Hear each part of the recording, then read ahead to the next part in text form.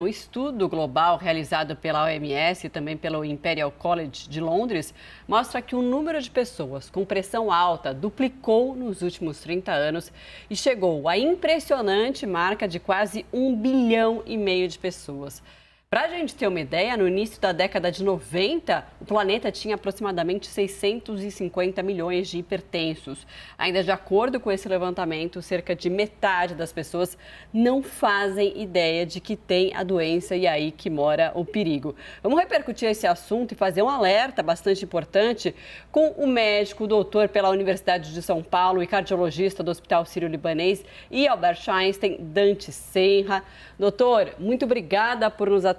Esse número realmente é impressionante. Eu gostaria de saber como que chegamos, por que chegamos a esse número e os perigos dessa doença que é tão silenciosa, né? Bom dia para você. Bom dia, prazer estar com vocês. Obrigado pelo convite, Marcela, Luciana, novamente. É assustador e esses dados mostram a importância dessa matéria, de vocês chamarem a atenção para esse dado, porque as pessoas subestimam a gravidade da hipertensão, talvez porque ela não figure no ranking das principais causas de mortalidade diretamente, né? Quando a gente olha, você não encontra hipertensão, mas ela está intimamente ligada, né? Intimamente relacionada com as principais causas de mortalidade, que são as doenças cardiovasculares, né? Para você ter uma ideia, ela é responsável diretamente, a hipertensão, por 65% dos infartos agudos. É responsável por quase 80% dos acidentes vasculares cerebrais e de 40% a 50% dos problemas renais. Mas, quer dizer, hoje a gente sabe que se você tem hipertensão descontrolada, você vive assustadoramente 16 anos a menos do que deveria viver. E os últimos 20 anos perde em qualidade, em muita qualidade. Responsável diretamente por 200 mil mortes no Brasil por ano, que se você fizer uma conta dá 23 mortes por hora. 10 milhões de pessoas perdem a vida por ano no mundo por conta da hipertensão. E ela aumentou, como você disse, e aumentou assustadoramente, né? Aumentou 100% nos últimos 30 anos, desde 1990. E daí a importância desse estudo, talvez o maior estudo multicêntrico realizado pelo Imperial College e pela ONU, né?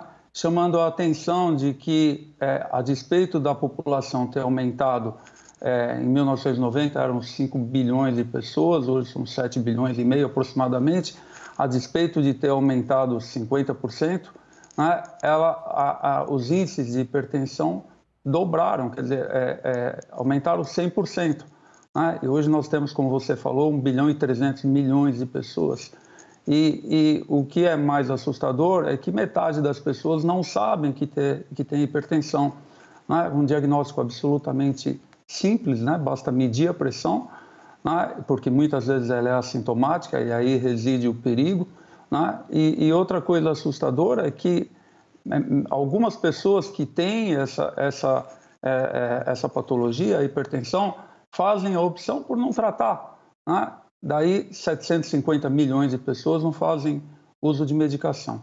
O que chama atenção nessa pesquisa, nesse estudo, é que além de ter aumentado, a hipertensão mudou de endereço.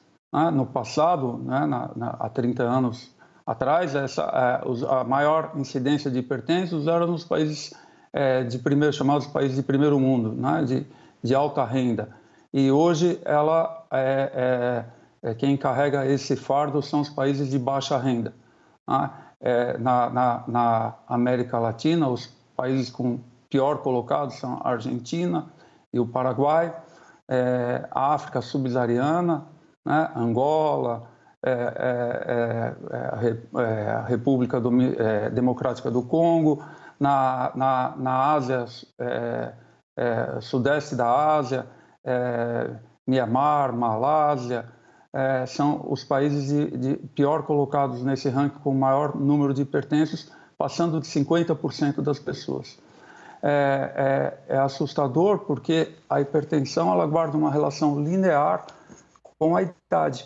né? Hoje a gente diz, a grosso modo, que se você tem 50 anos, você tem 50% de chance de ser hipertenso. 60 anos, 60%, 70 anos, 70% de chance de ser hipertenso, né?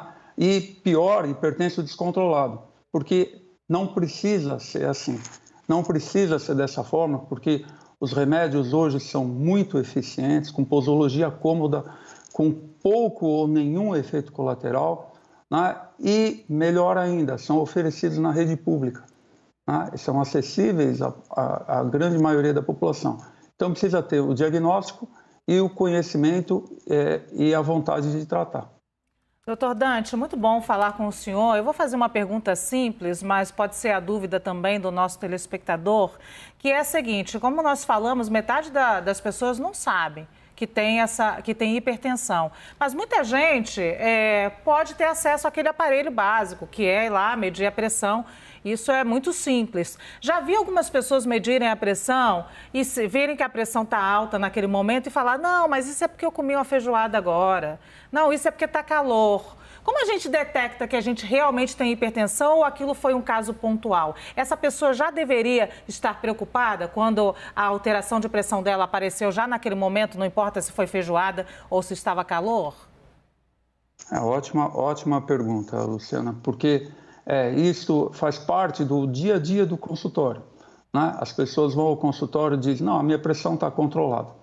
Aí eu vou medir, está 16, 17, aí diz: ah, não, isso foi pontual, é porque eu fico nervoso na hora de medir, é assim no avental branco, que existe de fato, existe, mas expressa no mínimo uma tendência. E essas pessoas que, mesmo com a alimentação tenha sido inadequada no dia anterior, tem que despertar atenção e tem que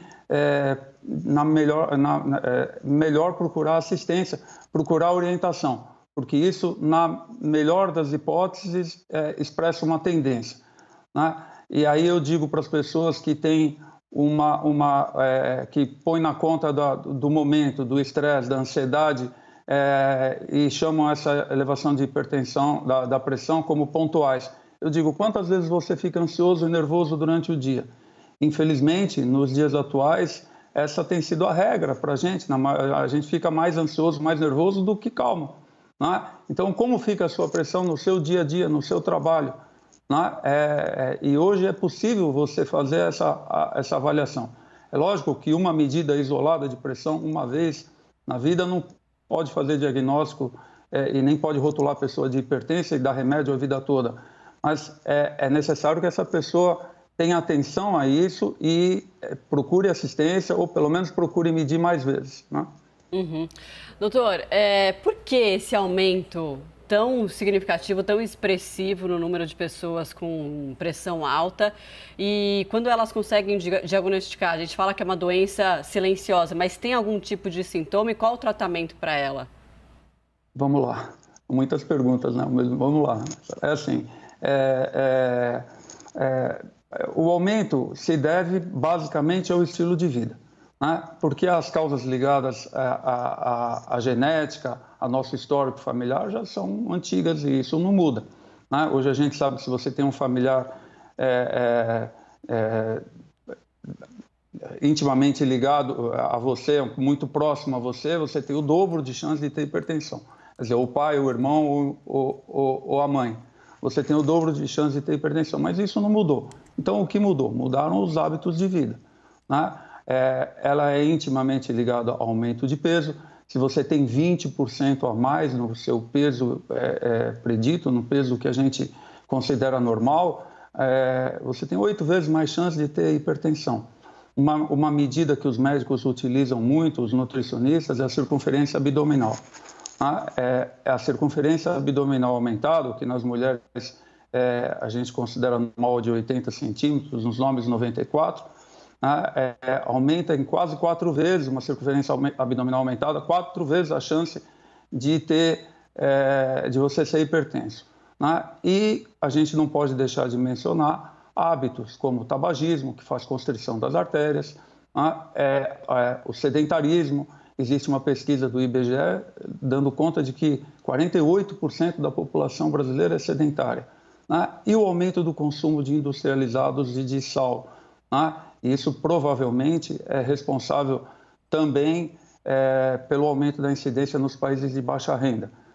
Hoje, o recomendado pela Organização Mundial de Saúde é que nós possamos ingerir 2 gramas de sal. O brasileiro, em média, ingere 12 gramas de sal. Nós ingerimos muito mais do que é o recomendado. E isso é difícil de controlar, porque a grande maioria é em produto industrializado. Então, a gente precisa hábitos que são simples. Por exemplo, tirar o saleiro da mesa. Isso não é aceitável mais, colocar sal adicional na alimentação. E a gente não pode deixar de mencionar o momento que nós estamos vivendo, né, Luciana? A pandemia, com mudanças de hábito, nos forçou a mudar os hábitos, aumentou o nosso nível de estresse emocional, o medo de ficar doente, de nossos parentes ficarem doentes, as pessoas que nós amamos, ficar mais em casa, fazer menos atividade física, ingerir mais produtos calóricos, diminuição do controle ambulatorial, das pessoas procurarem um médico para medir a pressão, para ver se está controlada. Tudo isso colabora substancialmente para esses dados, infelizmente. Eu agradeço demais aqui. Nós conversamos com o médico doutor pela Universidade de São Paulo, cardiologista do Hospital Sírio-Libanês e do Albert Einstein, Dante Senra. Muito obrigada, doutor Dante. Se você permite só, Luciana, eu queria dizer que se a gente tiver como legado, eu coordeno as UTIs do Hospital IGESP, como acho que vocês sabem, e eu posso te dizer que a gente, dos pacientes, chegamos a ter no momento 4 UTIs lotadas de pacientes só para pacientes de coronavírus. E quase 50% dos pacientes que complicaram e que, portanto, precisaram de terapia intensiva eram pacientes hipertensos. Então, se a gente tiver como legado nessa pandemia, pelo menos a percepção de que se a gente tiver os nossos fatores de risco controlados, a obesidade, a hipertensão, o diabetes, a gente vai ter uma melhor possibilidade, muito melhor possibilidade de enfrentamento em outras situações que, infelizmente, nós não estamos isentos de enfrentá-las. Muito obrigado a vocês, mais uma vez. Muito importante esse alerta, doutor Dante. Muito obrigada. Obrigada. Prazer estar com vocês, Marcela, Luciana.